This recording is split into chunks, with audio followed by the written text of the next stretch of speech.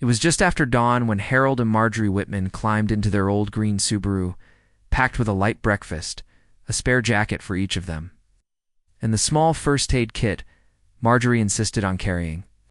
They had been married for 52 years, and every fall since their retirement, they made this same pilgrimage to Pine Ridge Trail. The crisp October air carried the scent of pine needles and damp earth, and the forest around the ranger station glowed golden in the early light. Marjorie adjusted her wool cap, and Harold gave her a gentle smile as he started the engine. They chatted quietly about the chores they'd finish when they got home, Marjorie's prized rose bushes, Harold's plans to fix the loose porch board yet. Both hearts raced with simple excitement at the day ahead.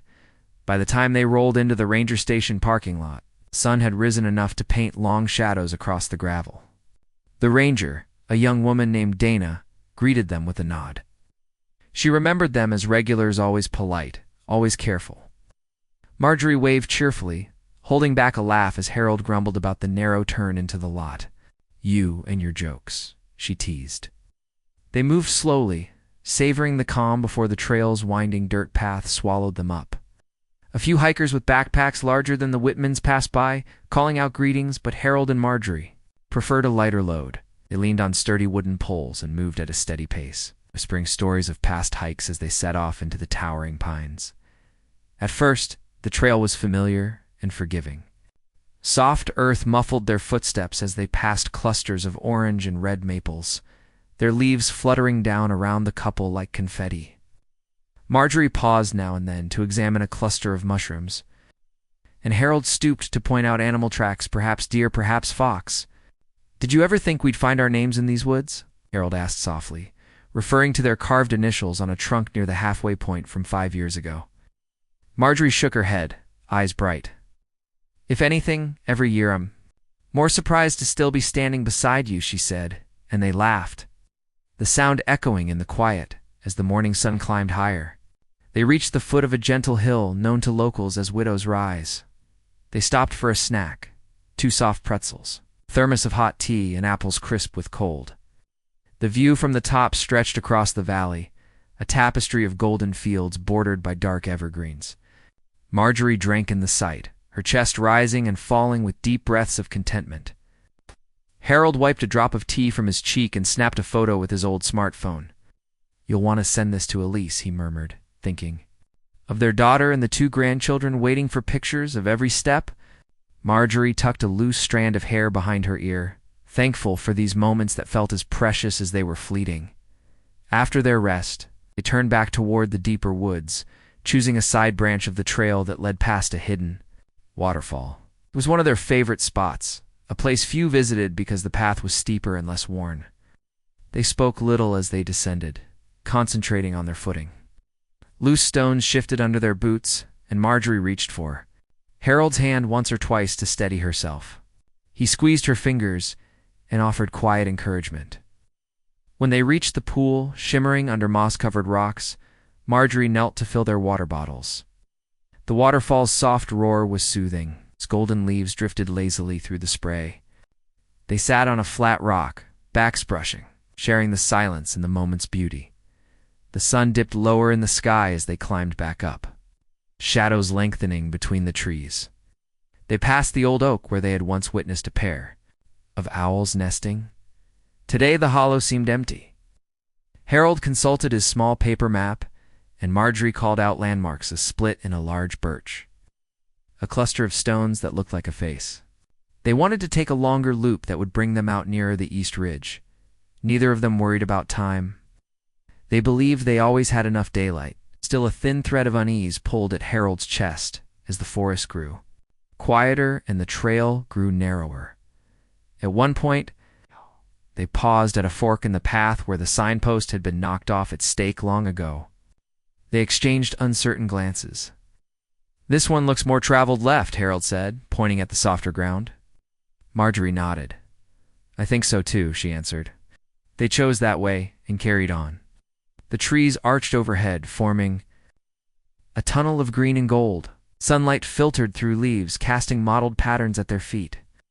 Birdsong drifted through the air, though fewer birds sang than earlier. Still, the couple moved forward, trusting their instincts, holding each other's pace. By late afternoon, the light was golden but fading faster than they realized. They reached a clearing that should have shown a distant ridge beyond, but instead saw only dense undergrowth. Harold frowned and checked his map again. "I swear this is the right path," he said. Marjorie peered at the trail, twisting her scarf. "Maybe we should turn back," she suggested, nervous now. Harold brushed away her worry. "We'll find the main loop soon," he said, voice steady, but his heart felt heavy. They took another step, then another, but the trail seemed unfamiliar. Quiet fell around them, broken only by the rustle of leaves. When the sun finally touched the treetops, Marjorie reached for Harold's arm. "It's time to head home," she said softly. He reached for her hand and gave it a squeeze. "Let's backtrack," he agreed. They turned, retracing their steps through the tunnel of trees. But in the dimming light, one broken branch looked like another. Shadows deepened, and the path vanished behind ferns and fallen leaves. They slowed to a cautious walk, voices smaller now. "We should have stayed on the wide trail," Marjorie whispered. Harold swallowed and nodded, unease growing in his chest. By the time they reached the edge of the forest, near the parking area, dusk had settled in. No sound of cars, no flicker of lanterns from search teams, only the hush of the empty woods. They stood in silence, scanning the darkening tree line. Marjorie's brow furrowed as she realized the ranger station was nowhere in sight. Harold rubbed his forehead, his earlier confidence gone, called out, but his voice sounded small under the canopy. "Yeah." They tried the path to the right, then the left, but each one looked the same. Fear crept in like a quiet fog. They huddled close, knowing they should have kept better track of landmarks at that moment. Lise Whitman stood by the living room window of her parents' house, waiting by the phone. The clock read 6:30. She glanced at the digital frame. On the table, where the photo from Widow's Rise smiled back at her. They should have called by now, she thought, worry pulling at her voice. She picked up the phone to call the ranger station, but then hesitated, hoping they had simply lost track of time. Outside, no headlights lit the driveway. Inside the forest, Harold and Marjorie took a deep breath, clasped each other's hands, and prepared to find their way or make themselves heard before nightfall swallowed every sign of their favorite trail. Weeks slipped by, and the forest around Pine Ridge Trail seemed to grow quieter as fall deepened into a cold, damp season. But for Elise and Joan Whitman, every sunrise brought a fresh wave of hope mixed with the ache of worry. They rose early, each morning dialing the ranger station before dawn to ask if any new clues had come in. Each time, Ranger Dana's gentle voice soothed them with the same words. No new reports, but we're still looking. Lise would force a small smile, thanking her, then hang up and wander to the living room window. Peering down the empty lane where her parents' Subaru once stood, she replayed their last cheerful wave, their laughter echoing in her mind, refusing to let the memory slip into the dull ache that threatened her every thought. In the days after the disappearance, neighbors and friends banded together. Mrs. Clark from next door brought hot soup and a stack of paper flyers, each marked with the couple's photo and their favorite quote, "Adventure awaits at every turn." She taped them to lampposts, trees, and bulletin boards around town. Mr. Singh, who ran the hardware store, lent heavy-duty flashlights and extra batteries to volunteers. Local hikers joined weekend search parties, mistaking every rustle in the underbrush for a sign of life. Lise and Joan stood at the edge of the woods, flanked by the searchers, pointing to the trail they last saw their parents on. Each time the group returned empty-handed, though. The sisters clung tighter to one another, refusing to believe that the forest could swallow two people so carefully and leave no trace. Across town, the mayor declared a temporary missing Whitman's Day, urging everyone to drive slowly near the park and to report anything unusual. Local businesses offered rewards. The diner next to the station said it would give free coffee to anyone who helped in the search. The hardware store pledged a new chainsaw for any information that led to their location. The newspaper ran page articles speculating about what might have happened: an accident, sudden storm, even the unlikely theory of someone chasing off to elderly hikers. Elise scanned each article, circling quotes from strangers who claimed they saw the pair heading east or heard a cry near Widow's Rise. None of these tips ever panned out, but each time leaflets were printed, each time rumors took flight, Elise felt a flicker of possibility. Ouch. She refused to let community interest fade into mere gossip. Inside Elise's childhood home, the hallway, walls grew crowded with maps. Mesh boards held pins connected by red thread, marking every washout, creek crossing, and rock formation they knew. Harold's old walking stick stood in the corner, leaning against the wall like a silent sentinel. Elise touched its worn handle every morning, hoping it would channel her father's steady spirit. At night, she whispered to that stick, begging for guidance.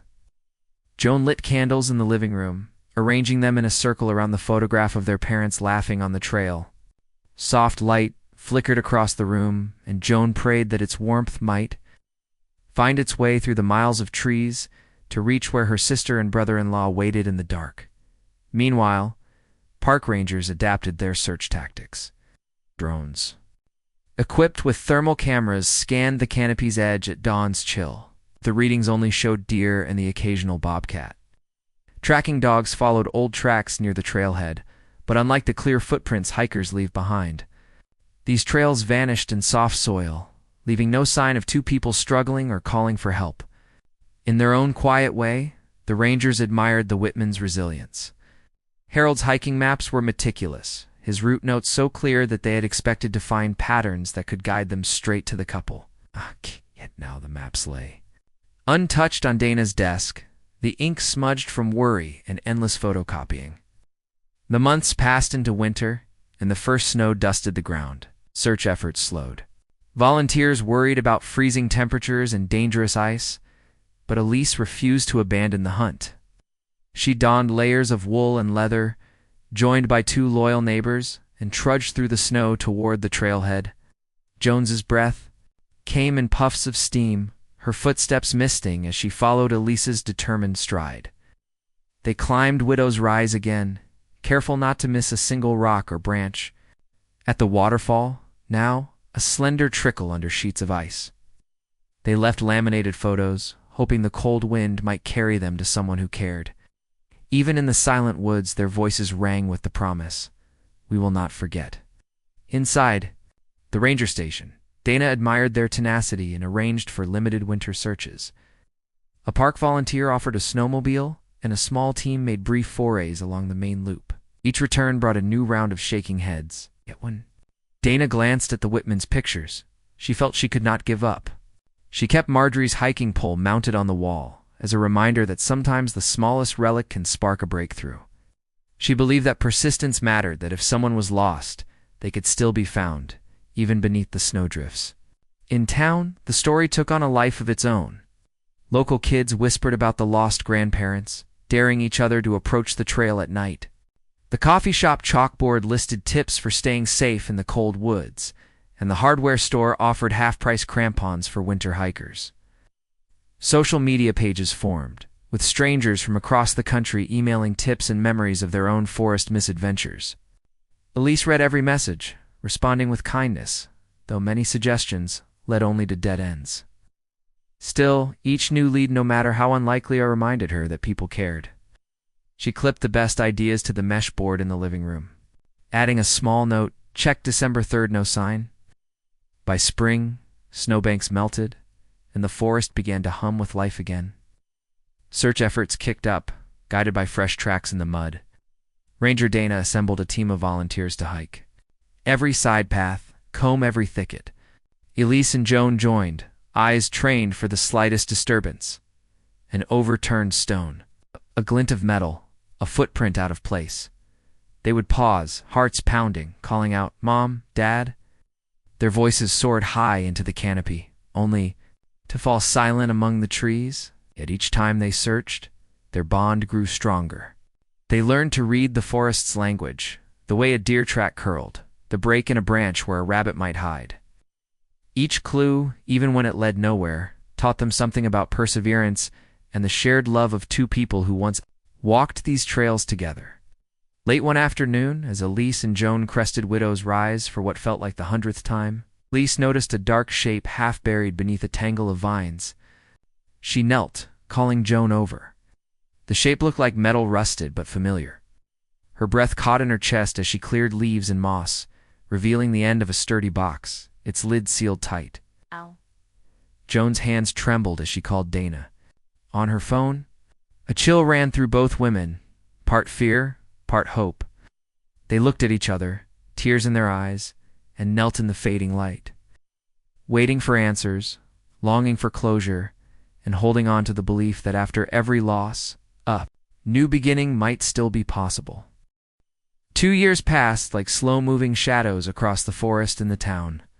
Seasons came and went, each one leaving its own mark of quiet grief. At first, every crack of a twig or rustle of leaves made Elise's heart jump.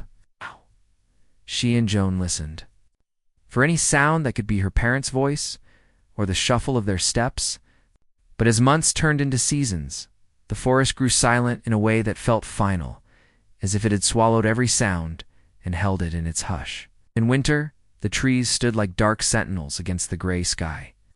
Snow blanketed the trailhead, hiding footprints and fading even the strongest tracks. Elise and Joan trudged through the drifts, careful not to slip on unseen ice. They returned each day with cold faces and tired legs, but never empty hearts. Every time they reached the old oak or the frozen waterfall, they laid fresh photos beside. Marjorie's hiking pole or Harold's walking stick, which Ranger Dana had mounted on her station wall as a symbol of hope. They lit small candles in glass jars near those relics, hoping their glow would bridge the gap between loss and remembrance. In spring, the forest came alive again. Tiny green shoots pushed through soft earth, and birdsong filled the air at dawn. Clouds of white blossoms shaded the path, inviting walkers to pause and breathe. But for Elise and Joan, the beauty felt bittersweet. They would stand among the flowers, imagining their parents here in joyful wonder, just as they once were. Instead, only the wind answered them. The sisters pressed their hands to the rough bark of trees as if they could feel a pulse, some hidden echo of life. Yet the bark was cold and silent. They left behind prayers scratched onto bits of ribbon tied around branches. Summer brought long days and vibrant light. Hikers filled the trail again, laughter drifting down slopes. Some asked Elise and Joan if they knew the story of the lost couple.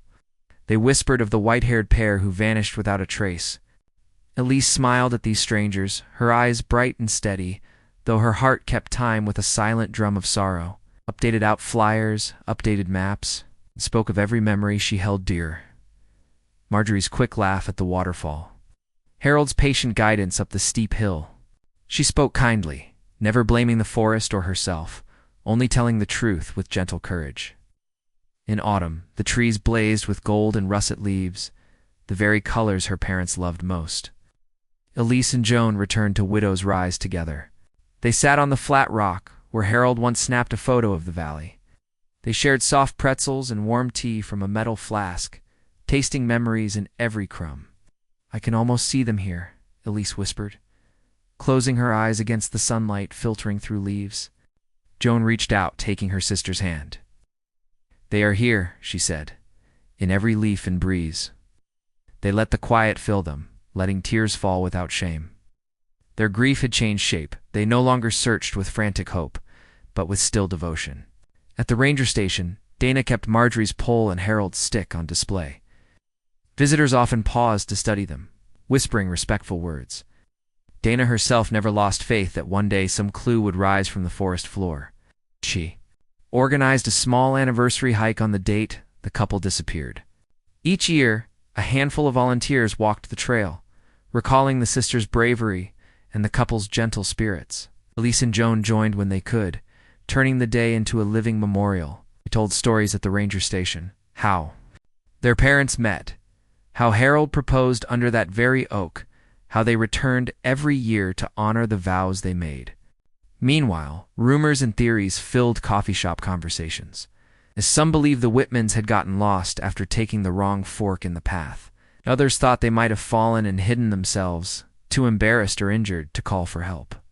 A few speculated about wild animals or even foul play. Each theory felt like a new story, but none held the solid truth. For Elise, every rumor carried a mix of hope and fear. She would listen patiently, then shake her head, holding fast to only what she knew for sure: her parents' love for each other, their careful planning, and the day they simply vanished. At home, the meshboard of maps and red thread grew dusty, but it remained a silent witness to every attempt, every lead. Elise and Joan added notes to its edge. Checked May 5th. No clues. Ranger Dana scanned this area with drone. Nothing found. Sometimes they sat in front of it, tracing lines with their fingers, imagining new routes or hidden side paths.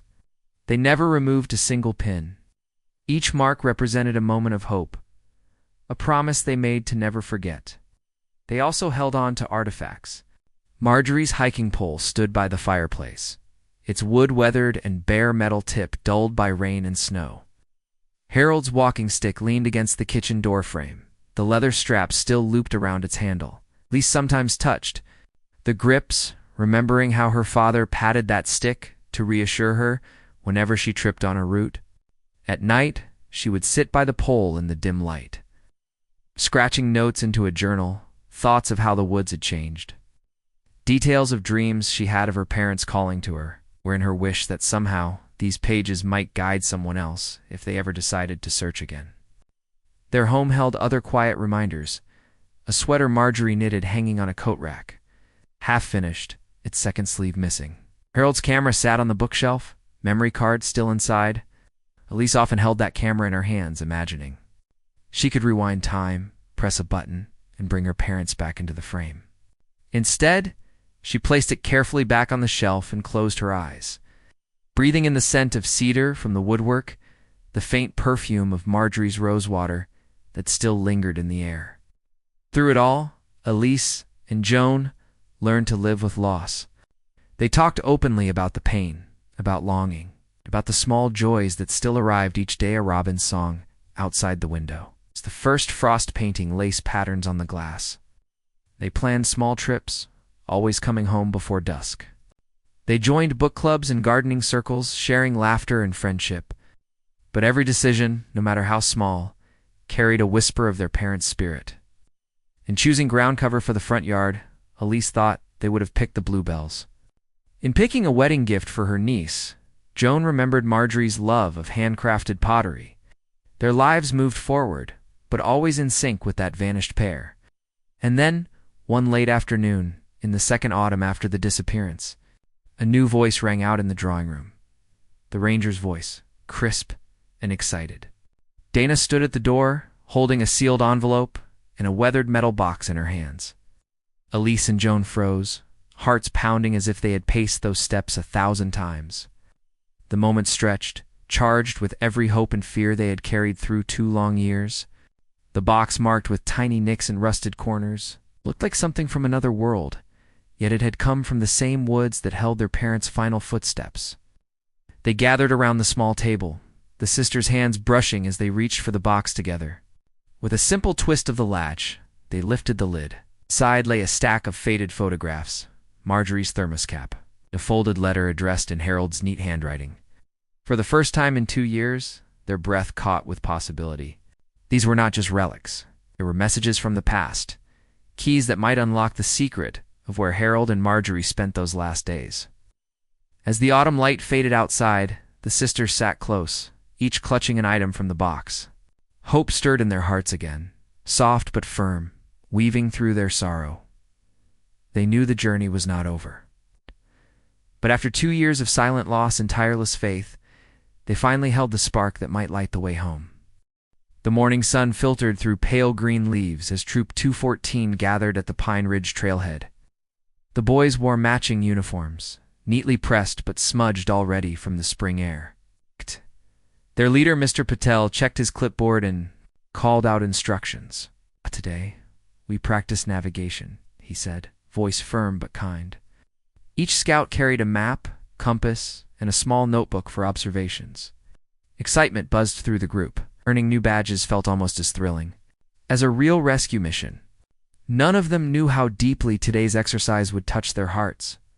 12-year-old Mateo stood near the front, gripping his compass with careful fingers. He loved plans and details, charting courses and reading maps.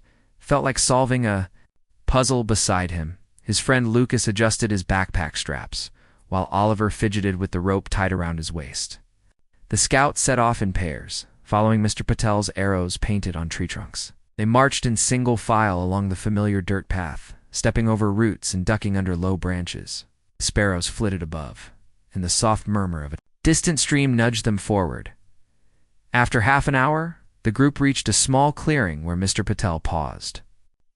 "Divide into pairs and record your coordinates here," he instructed. The boys spread out around the perimeter, notebooks in hand. Mateo and Lucas formed one pair and settled near a mossy log. Lucas sketched the clearing's outline while Mateo read the compass bearing and noted the angle to the next checkpoint. Their voices were low, respectful of the wood's quiet. Suddenly, Mateo's sharp eyes caught sight of something odd half hidden beneath a tangle of ivy and wild grasses. "Lucas," he whispered, pointing. "Look at that rock." At first glance, it looked like any other stone on the forest floor, smooth, gray, and covered in bright green moss. But as Mateo crouched closer, he saw that the rock rested on a flat, rectangular shape that didn't match its natural surroundings. He reached out and brushed away loose leaves. The rock shifted slightly. Beneath a metal edge glinted in the sunlight. Mateo's heart thumped. He called Lucas over, and together they cleared more earth, revealing a dark metal box, about the size of a small briefcase. Lucas frowned. "It's locked," he said, touching the rusty latch. Mateo's fingers trembled with excitement and worry. He glanced at Mr. Patel across the clearing. Scout leader was busy with other pairs, scribbling notes by the stream. Up a finger and whispered to Lucas, "Let's see what's inside carefully." Lucas nodded. They worked gently, making sure the box did not break apart. Little by little, Lucas pried the latch loose, rust flaking under his nails. With a small click, the latch gave way. Mateo and Lucas exchanged wide-eyed looks before lifting the lid together. Inside lay a stack of old photographs, their edges curled and stained by time and moisture. Mateo picked up the top photo and studied it. It showed an elderly couple standing by a waterfall, their arms around each other and wide smiles on their faces. The colors were faded, but the joy in their eyes was clear. "Mr. Patel," Mateo called softly, holding up the photo. The scout leader hurried over, brow furrowed. In curiosity, one by one, the boys and their leader gathered around as Mateo opened the box fully. Revealing more items beneath the photographs, there was Marjorie's walking stick Kappa metal ferrule that matched the pole once recovered near the trailhead and a folded letter tied with a piece of twine. Mr. Patel gently lifted the letter and brushed away dirt from the paper. The handwriting was neat, each letter precise, as if the writer had taken great care despite difficult circumstances. The boys leaned in to get a better look. Their mentor's expression grew solemn. He carefully handed Mateo the photographs, and Oliver the letter.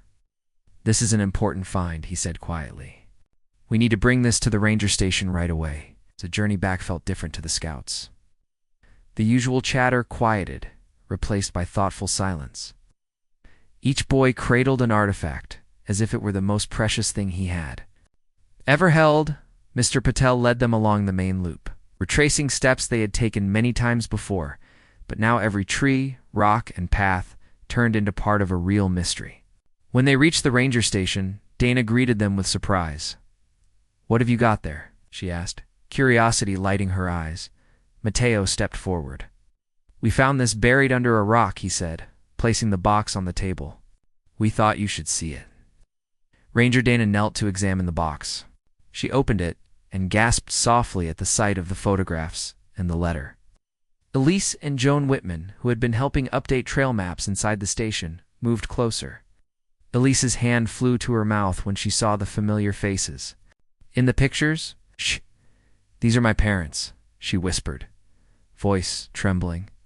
Joan put an arm around her sister, tears gleaming in her eyes. The ranger carefully unfolded the letter and read the first lines aloud. "My dearest Elise and Joan, I guess anyone finds this, it means we could not return on our own." Her voice cracked and the room grew still. The boys watched with wide eyes as the story took shape in words they had only just uncovered. Elise clutched the letter, reading each line with a mix of grief and relief.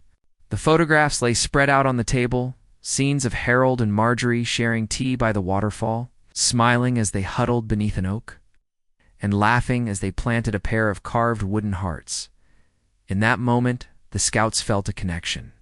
To the couple they had never met, this was no longer a practice exercise or a badge requirement. This was history unfolding before their eyes. Ranger Dana thanked the boys, praising their keen observation and careful handling of the find. She promised to launch a focused search at the box's coordinates, using the letter's clues to narrow down the area. Elise and Joan held the artifacts to their chests, hope and sorrow mingling in their embraces. As the scouts prepared to leave, Mr. Patel gathered the troop and said, "Today, you did more than earn a badge. You helped bring a family closer to answers. Never forget the power of small actions in the right moment." The boys stood taller, pride and humility shining in their faces. Mateo slipped the letter into his notebook, promising himself he would reread it when he had a quiet moment. Lucas tucked a photograph into his pocket as a keepsake. Oliver saved the twine for his own journal. Each boy carried a piece of the story with him.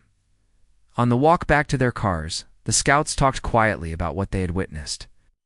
Mateo imagined the couple taking their final photo at the waterfall, unaware that one day their memories would guide young explorers to the truth. Lucas wondered how the letters would help find the hidden cave. Oliver thought about how grief and hope could share the same heartbeat. They realized that Day's lesson reached far beyond the trail they had learned about compassion, persistence, and the way everyday people can bring light to a missing chapter. That evening, Troop 214 met in their usual hall for lunch and badge ceremonies. Mr. Patel presented each boy with a special community hero patch to sew onto his uniform. The room buzzed with congratulations and shy smiles. Families crowded in, hearing the story of the find and applauding the scouts' bravery. Elise and Joan appeared later, faces wet with tears, to thank the boys personally. They told stories of what the photographs meant, the waterfall their parents had loved, the oak where Harold proposed, the hidden bend in the trail that felt like home. The boys listened in awe, understanding they had played a role in healing a wound that had stayed open for 2 years.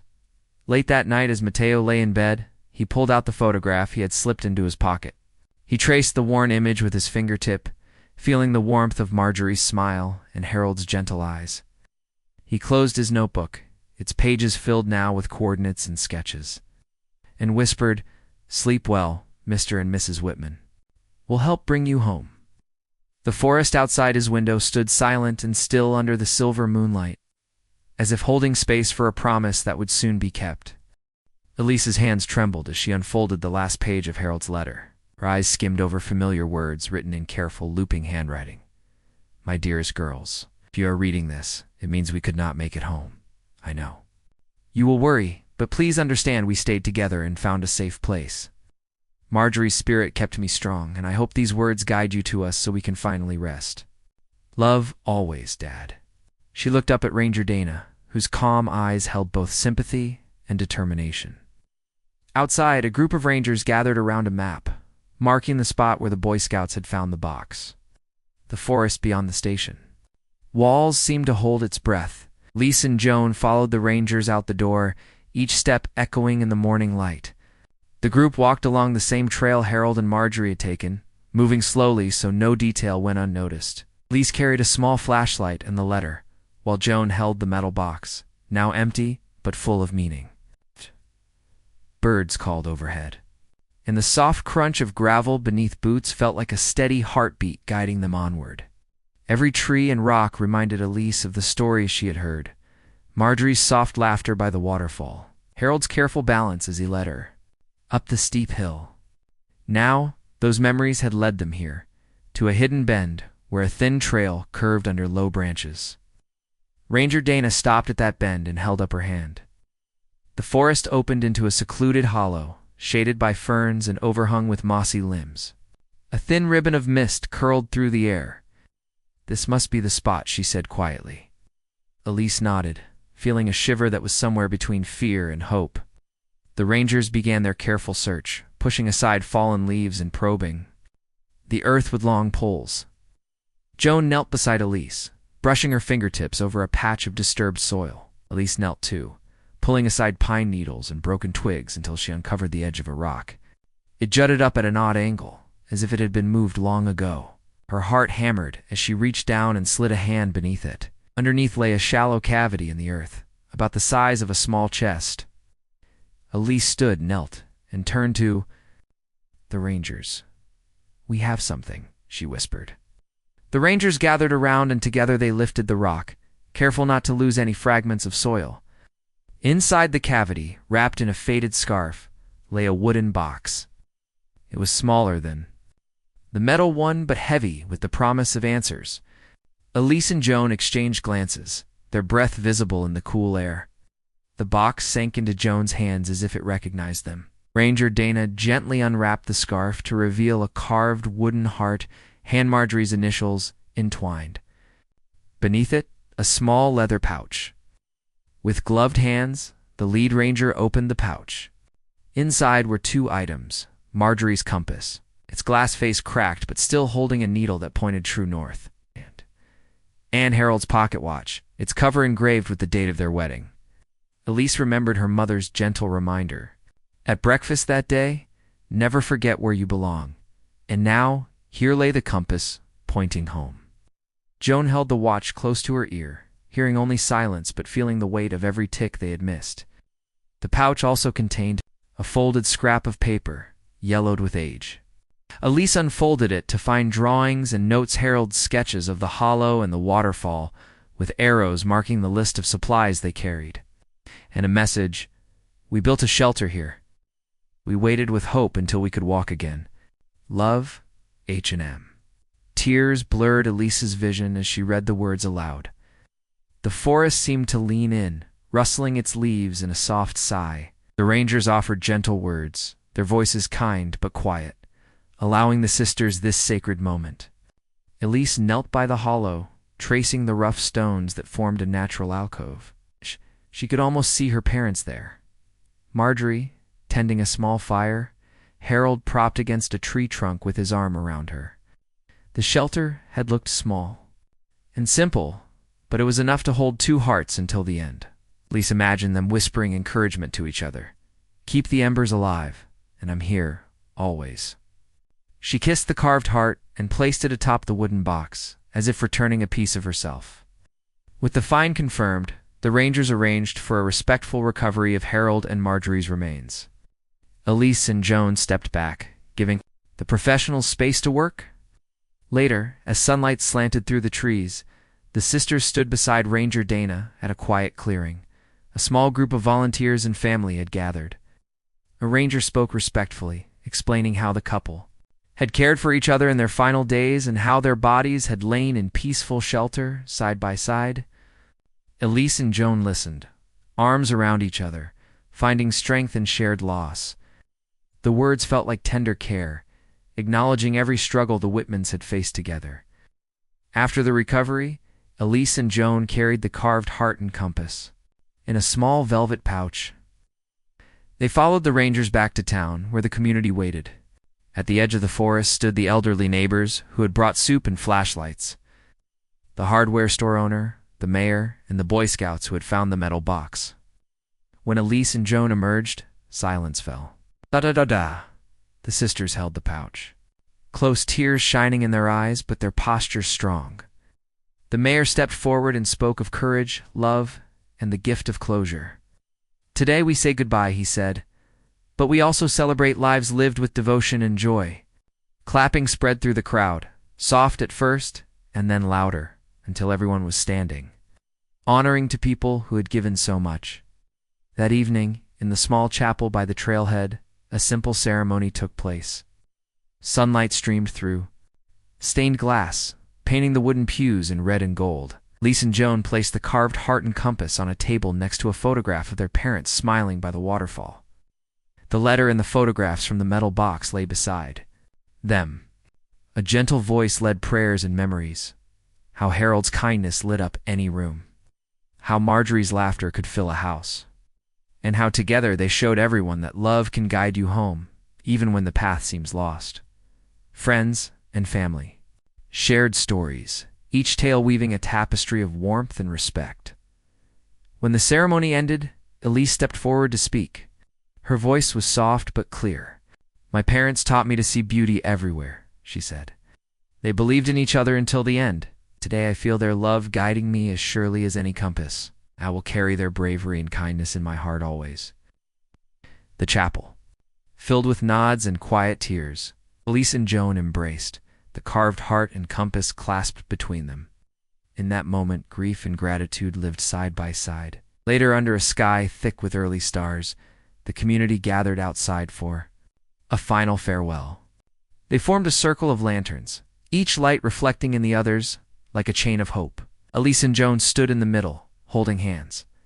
Ranger Dana lit her lantern first, then passed the flame to Elise, who lit Joan's lantern.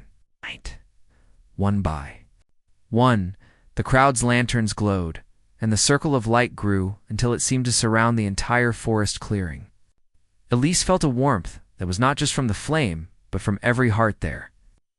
She closed her eyes and whispered, "Thank you for being with us." As the lanterns flickered in the gentle breeze, Elise and Joan released the carved heart and compass into a small glass box attached to a memorial plaque at the trailhead.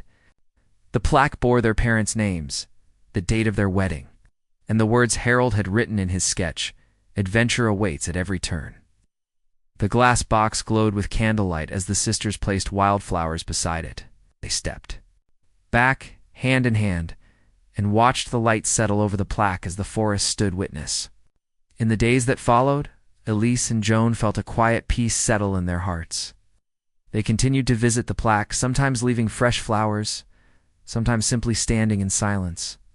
Hikers paused to read the story and reflect on love's strength. The forest, once a place of mystery and sorrow, had become a sanctuary of remembrance and hope. And though Harold and Marjorie had vanished 2 years ago, their love had guided their family back to closure. Life moved forward, as it always does. Elise returned to her work at the library, where she smiled at every new face. Joan tended her garden, planting the same rose bushes her mother had pruned. Together they shared memories over tea, laughing sometimes, crying sometimes, but always feeling connected. In every sunrise, in every turning leaf, they saw traces of their parents' spirits guiding them onward. At night, when the world grew quiet, Elise would look at the framed letter and compass displayed on her bookshelf. She would touch the glass face of the compass and remember the day the Boy Scouts found the metal box. She would read Harold's careful words and feel the weight of every promise he had kept. And in the hush of her home, she would whisper, "We are home, Dad. We are home, Mom." And though their voices no longer echoed through the forest, their love continued to guide her path every step of the way.